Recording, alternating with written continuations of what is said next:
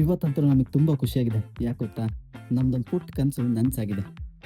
ಏನು ಅಂದರೆ ಪ್ರಿಂಟರ್ ತೊಗೊಂಡಿದ್ದೀವಿ ಫೈನಲಿ.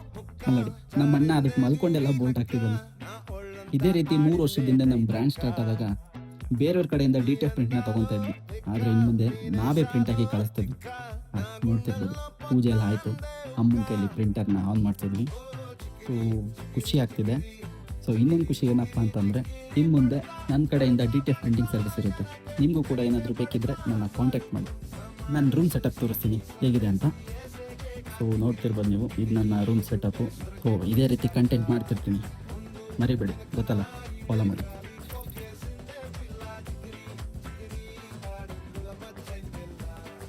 ಚಂದ್ರ